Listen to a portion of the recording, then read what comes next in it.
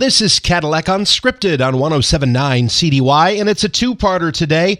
The first part is something new from Leslie Hoover. Leslie is from the Cadillac Garden Club, and they're holding their annual home holiday tour today, and she's got all the details coming up. And later on, the last 15 minutes will be a rebroadcast of a special show we did with our wonderful Cadillac citizens, Sally Goggin and the late Pat Goggin, about Christmas traditions in the Goggin family. We will get started now as Cadillac Unscripted is sponsored by Independent Bank. We have with us Leslie Hoover from the Cadillac Garden Club. Hi, Leslie. Hi, Rich. It's nice to see you again this year. And we are here again to promote your big event coming up. So let's talk about the Holiday Home Tour. The Holiday Home Tour is coming up this week. It's December 7th on a Saturday from 10 o'clock in the morning till 3 o'clock in the afternoon. And it's a self-guided tour. We've had a couple questions about that. So you can go at your own pace. You can go to any house in whatever order you want, see what you want, and stop for lunch somewhere in town and move on to another house. And I'm sure you want to thank all of the homeowners who are allowing the public to step inside those homes. Oh, for sure. You couldn't do it without them. We couldn't, and that's such a generous opening and hospitality to have us go into their homes. They do a lot of work. A lot of to-do lists are getting done right before the home tour shows up, and then we come in a few days before and decorate with fresh flower arrangements using the art of flower design and trying to enhance the decorations that the homeowner has in their own home. Tell us where the homes are located and who they belong to this year. Okay. Well, we have 3 houses that are actually Victorian period homes, so that's sort of exciting. One of them is at 211 Prospect. It's Barbara and David Van Laken, and their home is a classic American four-square home, and it was built in the early 1900s. Another one that's of that vintage is Michelle Carter and Michael Oakes. They're at 311 East Harris. And particularly when you go to that home, make note of the exterior painting. It was just repainted and has very Victorian, Queen Anne design and detail work in the painting on the outside. These are all homes that people like us have driven by and many times thought, I wonder what it looks like in there. Yes. And this is your exactly, chance. Right. Yeah. And the Van Laken house is decorated very much in the Victorian style. And the Carter and Oakes home is really what we call maximalist and theatrical. It's very different design than what we commonly see in today's home decor. We also have a 1940s bungalow that belongs to Andrea Oleska, and she has that was built in 1942, and she has just sort of a nice, charming, smaller home, which is really nice to see as well. And then Linda Giesman at 109 Heather Place has a 1970s ranch, and her house is full of antiques, many which are family heirlooms, and also a doll collection. So that will be very exciting. What kind of touches does your group go in and do on these homes, or is most of the decorations done by the person who lives there? The person that lives there does their sort of traditional Christmas or holiday decorations, and then we pick up on their theme or their colors or their designs. One year, one family had a Scottish heritage, and so they had a lot of decoration around their Scottish heritage, and so we added red and green plaid ribbons and brought that out in the theme. One house this year, the bungalow, has a huge snow person collection, and so it's going to sort of have a snow theme instead of your traditional Santa Claus or other Christmas kind of themes. And we also have a 5th site this year, which is a Victorian home also built in the early 1900s that has now been converted to commercial use. And it's the Derek Eargood State Farm Insurance Agency. It was a doctor's office, I guess, for years and years and years. And Derek bought it in 2021, and so it's the insurance agency now. We're going to use that as our Christmas cookie site. So we're going to have coffee, tea, and Christmas cookies for people that are on the tour to partake of. But we're also going to decorate that one with fresh flowers as well. So it's a house that's been preserved, all of the original woodwork, doors, carvings, mantle, windows, stained glass windows are all the original with the house. So it seemed like a nice blend of a historical home, but now being used for a commercial use. And the fundraiser. This is a fundraiser for the Cadillac Correct. Garden Club. Your biggest of the year. It's our only one. Your only one of the Yes. year. So what does the money get used for? Well, it goes for our club activities, which are a lot of monthly programs that are educational programs, and most of those are open to the public, so guests can come if they're interested in whatever we're going to be talking about. We most recently had someone come and talk to us from MSU Extension on trees and tree diseases, for instance. And we have other programs coming up that you can see on our website. And then the majority of the money, though, goes for the Sound Garden in Cadillac, which is on Chestnut Street. And the Sound Garden is one of the pet projects that we do on behalf of the city. So the city owns the park.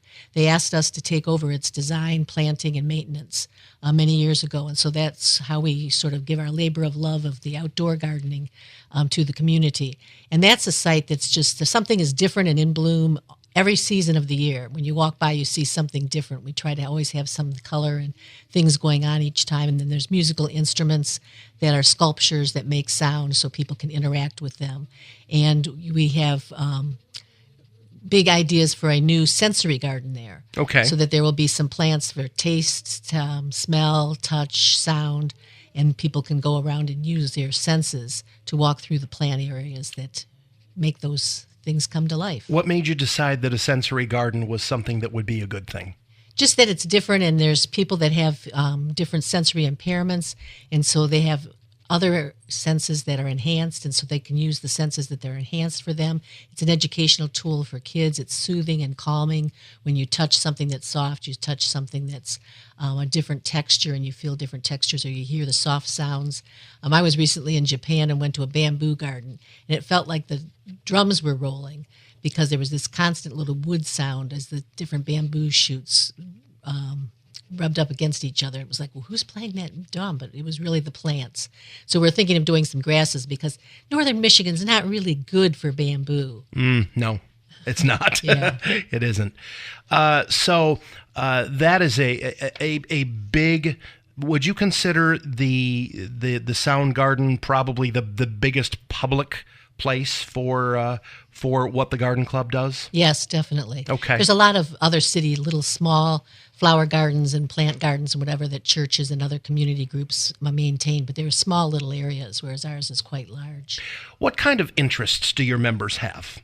Because you hear the word garden club and you think people who are interested in growing vegetables or flowers, but it sounds like it's a little more advanced and a little more widespread than Right. that. There's a bigger umbrella than that. Our mission statement includes people that love and are passionate about community gardening, flower gardening, vegetable gardening, environmental issues, and then flower arranging, which is really the art of flower arranging. We're part of the Cadillac Arts Council because we are an art form.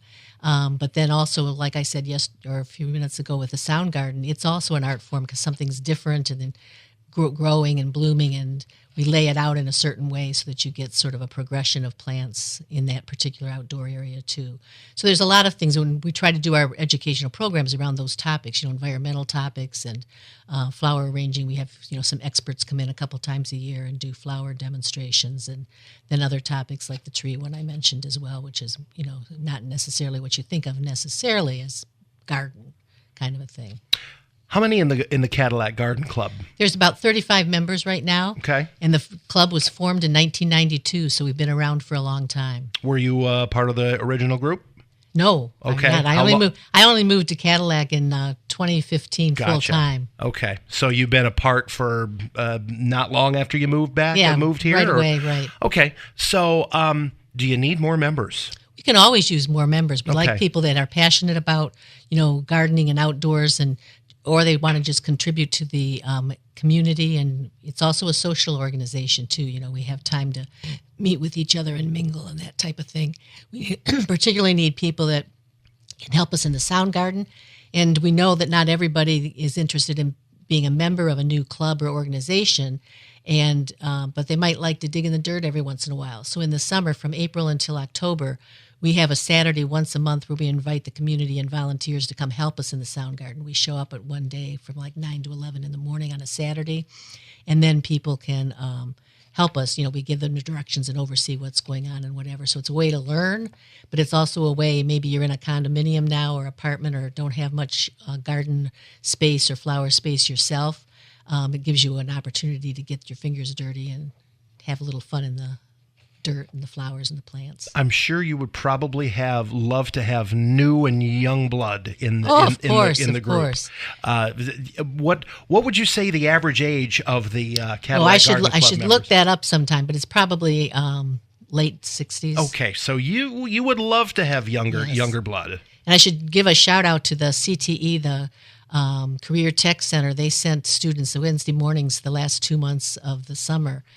So let me see how many. 3 students came with one of their teachers and helped us for 2 hours every Wednesday morning for August and September. Would that be the agriculture program? No. Oh, it was just the high school. Okay. Yeah, just general ed. Okay. High school. Okay. Awesome. So they were very helpful. Well, we appreciate those CTE kids because I teach them myself. So yes, they're awesome kids. Yeah. Tickets. How do folks attend each of these 5 places? How does that work? It's really easy. You can either go to Brink's Art and Framing Shop in downtown Cadillac or Horizon Books in downtown Cadillac, and they have the tickets. They're $15 each in advance. If you wait and procrastinate until December 7th when the tour is on, then you have to pay $20.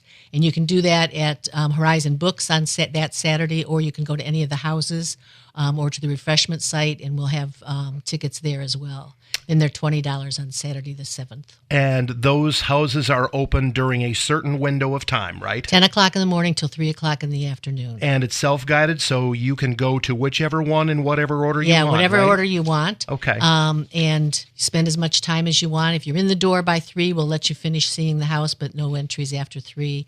We have people wear booties or go in their stocking feet through the houses so that they don't get dirty and that type of thing. Well, and that's the time of year you might be walking through a little mud, tracking mud. Our theme mud this year is Let It Snow, so we're hoping it doesn't actually snow on the 7th, but that is our theme because we associate that with Upper Michigan and we didn't have much Christmas. Of it last year. No, we didn't. Yeah, absolutely. I'd also like to just do a shout out to our sponsor. We have 5 major sponsors this year. Absolutely. And our price of fresh flowers that we use for the arrangements goes up every year. So we're totally covered by these donations.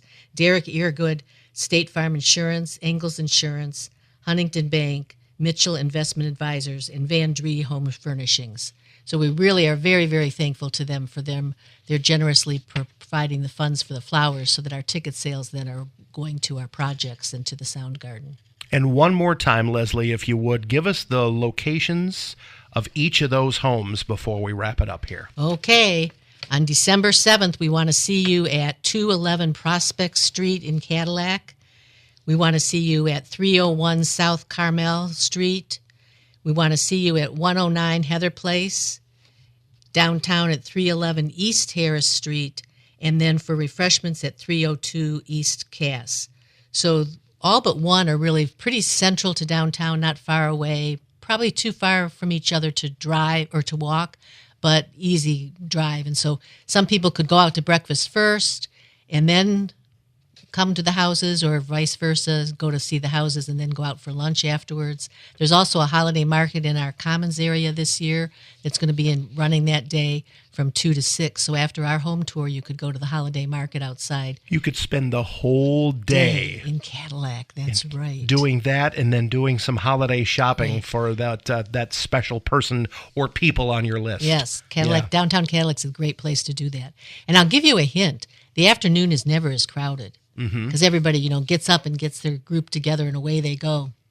So I usually am a hostess in the afternoons, and we're almost bored as the afternoon goes down. So if you don't like crowds and you want to space out a little bit, start later in the day. So after maybe go out, have lunch, and maybe do that from 1 to 3. Yeah, sounds like. Right. I think 2 hours is probably, sufficient that you can see the houses and get around because they're so close this year. Some years we have one that's out a little bit, from downtown. But this year they're clumped together, so 2 hours should be good enough. A huge thank you to all of those homeowners for generously giving up their homes for 5 hours for this, right? Yes. Plus the time we come down and decorate on the day before. We take over their house that day. Do a little sprucing up, yeah, adding the flowers and stuff. So we really look forward to having a good crowd this year. The houses are all unique. There's something special about them all. We have a little gift bag for everybody that comes as well while supplies last. So we hope to see you all December 7th, which is a Saturday, 10 o'clock in the morning till 3 in the afternoon. Leslie Hoover from the Cadillac Garden Club. Good luck with your annual holiday home tour, and we look forward to visiting with you next year. Yeah, thank you. This is Cadillac Unscripted on 107.9 CDY. Glad you stayed with us. We've got the Goggins today. Oh my gosh, the studio is full of talent. That's all I can say. Talented folks. You are so lucky. Boys, we're both on top of our game today. Oh, Sally, good. Sally's doing great. I'm doing great. Awesome. Hey, here we go. So it's the most wonderful time of the year. And so Rich and I said, we've got to talk about something Christmassy because the snow's coming down and it's so beautiful out there. And I thought, well, no one has more Christmas fun than the Goggins. So welcome. That's true. Welcome, Pat and Sally. Always have. You should see their house, Rich. Yeah. I mean, outdoors, indoors, bedrooms decorated. It's over the top fabulous. As of course, we knew it would be. Mm-hmm. Yes. Oh. I've asked Pat and Sally to bring Christmas to us through their eyes. And so the first question that I want to ask them is, what is their favorite Christmas song? Very favorite. I think my very favorite would have to be the song that's called The Christmas Song, or Chestnuts Roasting on an Open Fire. Oh, yeah. I love the feel of that. I love the picture that it gives me of Christmas, a cozy Christmas. I love that. Sally, that song has been covered and I love, hundreds of times. The Christmas Canon. Okay, how does that That's go? my favorite. Go ahead, Sal. You help me. Well, it's Pachelbel's Canon, and then there's a second kind of descant across it of these children singing on top of the Pachelbel Canon. I can't really sing it for you, but I know that you've heard it before, and it's just a lovely feel to it. It's just, I get it why you like it. Is that the It's very old school. Yeah, probably that's why. Trans-Siberian Orchestra version of that song? Is that what you're thinking? Yes, exactly. Okay. Now, Sally, the Christmas song that you mentioned, that's been remade 200 times over the years. Do you have a favorite version of it? Johnny Mathis. Johnny Mathis. Oh, wow. He is Mr. That's Christmas. What I was raised on, as a kid. My sisters were listening to Johnny Mathis, and so they're so much older than I. And it was just the one that set a picture in my mind. Right. If we said Johnny Mathis was Mr. Christmas, I'd say Karen Carpenter, right, would be Miss Christmas. I mean, darn close. Her voice gives me the chills too, just like Johnny Mathis does. And also, I think I made a mistake because I think it's Nat King Cole that sings it. That's, yes. I think Nat King Cole is the original version of the Christmas song. It's certainly the most famous I like Johnny version. Mathis' version too, but Nat King Cole is kind of like the heart of Christmas, I think, for that reason. So, fun fact about Sally and her teaching capabilities, there's this jolly elf that comes to see us, big jolly elf, on Christmas Eve every year. And for those that walk among us, the elves that walk among us, they have a trainer. Okay. And Sally has been that trainer over the years at the Santa House in Midland. And Sally, can you tell us a little bit about that experience? Well, we used to live in Midland, and the man whose idea the Santa House creation, he was a Santa in Midland, and he was also the head of a construction company. And so he got all of his buddies together and talked to all the vendors and was able to get either at cost or donations of product to build the Santa House. And it is a fabulous place. And Pat and I, long before the Santa School started there, Pat and I would volunteer. I mean, somebody had to die before you could get get in as a volunteer at the Santa House. And Pat and I would work at it every year, and Tom Valente, the magnificent Santa, would we just became really close friends. And so when he decided to bring the Santa school that started in London and then was in Upper New York State, and then he brought it to Midland. And now like 200 to 300 Santas come to the school every year from all over the world.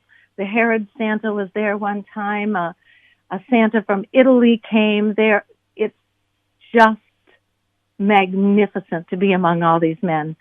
And when he asked me to start teaching at the school, I thought... But your focal point is when you help these guys become better Santas. I get such a charge out of this. How you coach them? I get them... I'm teaching them how to sell a song.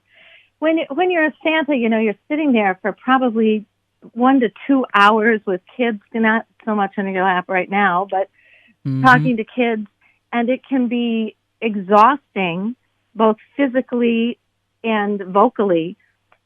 And so getting up to get everybody who's waiting in line to sing and hand out maybe some Christmas jingle bells and get them all together to sing a song, the kids find it wonderful to have Santa singing with them. And it also then, if they're moving their arms around and directing, it gives them a certain amount of relaxation, too, to do it. They kind of stretch out. They kind of get to stretch out. Yes, and so many times the Santas have said, well, I just don't sing. And I said, well, yes, you do. You sing like Santa. And so they admitted that they needed to start doing it more. And so now getting them all together and singing and giving the opportunity to them to direct the whole group in a song, it's great fun. It's great fun. But they have to laugh with their belly, don't they? Have to do something with their diaphragm? They do. Okay, how does that And go? I tell them, where you laugh from your belly, that's where the air has to come in to sing. Okay. And now, it used to be it was done at the Santa house, the school was, but now it's too big, too many people. And they do it in the Midland Center for the Arts Auditorium, which has red carpet and green seats. And the first year we did it there, the Santas were all saying, did they just decorate this place for us to come in? Oh, that's awesome. Oh, that's great. Let's move on to your favorite Christmas movie. Let's start with you, Pat. Well, I think I'll take White Christmas. Damn! That's mine. That's one of the words you can't say on the radio, Sal. I'm sorry. Yeah, that's my favorite movie for Christmas. Okay, so every year, forever, we would watch that as a family. Oh, awesome. And when our Trish was young, Pat and Sarah, after church one day, were headed out to go skiing, and Trish and I were headed home to make Christmas cookies. And I said, Trish, have you seen White Christmas before? And she said, no. Is it a musical? And so we stopped at the video rental place and picked up a copy of it and brought it home and watched it while we made Christmas cookies. Well, now that's like a tradition. Well, of course. She loved that. Yeah. So, Sally, what's your favorite? I'd also add to that Miracle on 34th Street. Yeah. The original version, and it can be colorized or not. I don't care. But that's a favorite also. Also of our family. Okay. Sally, and Sally, your favorite is what? Well, my favorite Christmas movie is White Christmas. I mean, I am... I think there's a dance number in it between Danny Kaye and Vera Ellen that is one of the coolest couples dance numbers around. The best things happen while you're dancing is what it's called. I love that. And just admit it, the costuming. I mean... Oh, the costumes, yeah. I mean, we God, all want to dress up in those outfits during the holidays. It's fabulous. Let's go to favorite childhood Christmas memory.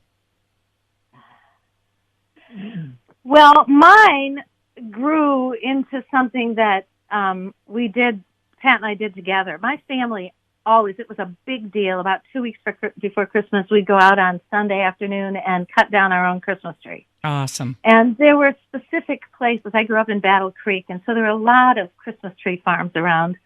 And but it was just our family, my two sisters and my mom and dad, and we just had the most glorious time out in the snow and brought home beautiful, beautiful trees. Well, I insisted when Pat and I were married that we go cut down our Christmas tree. We did that for about 3 years. Okay. And the first year, our tree wasn't even up to Pat's chin.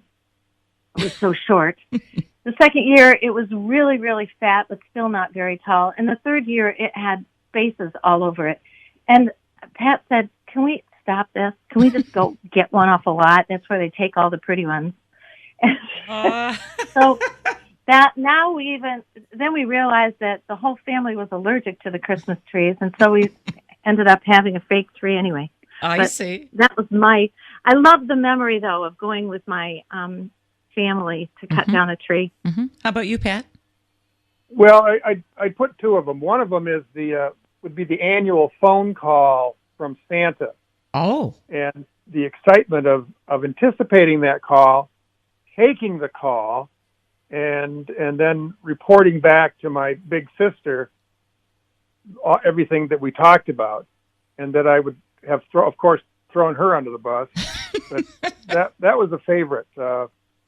It's funny. Some things never change. Dad, when when we had Sarah, Dad was doing CB radio stuff. Ham radio stuff. So they were talking to Santa at the North Pole. Oh. When that came Sarah out. did. Yeah. Sarah had a chance to talk to him at the North Pole. But as a family, it would be the going to midnight mass in the snow and the whole bit. Mm-hmm. And this is when midnight mass was, ironically, actually at midnight. Wow. Now, that's kind of a novel concept, I know, but okay, so going in the dark, the snow coming down and all. It was, and of course, I'm old enough that, and grew up Roman Catholic. The masses were all done in Latin. Oh, until my goodness. goodness. I was in fourth grade. Everything was done completely in Latin, and there's something about a Latin mass that is very holy. It's like it's God's language, and so I wish everyone could have that experience. It's kind of back like with the Christmas canon. That's very traditional. Very traditional sounding. Yes, to me, that's very traditional. Did you end in that mass? Did you end with Silent Night and the candles and all that? Did you end that way, Pat? No, I don't Joy think to so. the world. Oh, Joy to the World. Okay. Yep. Yeah. Makes sense. What about Christmas food? I mean, there's nothing better than a house that smells like Christmas food. What's your favorite? Well, my mother made a mean pumpkin pie, and I used to love her pumpkin pies, but the whole family always, and now I've had to carry on the tradition, is what my mother called nuts and bolts, which is basically Chex Mix. And she had her own little version of how she spiced it up even better, and it is a real family tradition. The kids expect it when they're here. Thanksgiving, too. Thanksgiving and Christmas, but nuts and bolts. I've had yours, and it's quite fabulous. Mine would have been a cookie, a Belgian or French cookie called a gauflet. And that was this recipe my mother, who was born in 1914, she received while she was in college from her great aunt Oscarine, and it was measured out in pounds, which was not uncommon in those days, and written in French.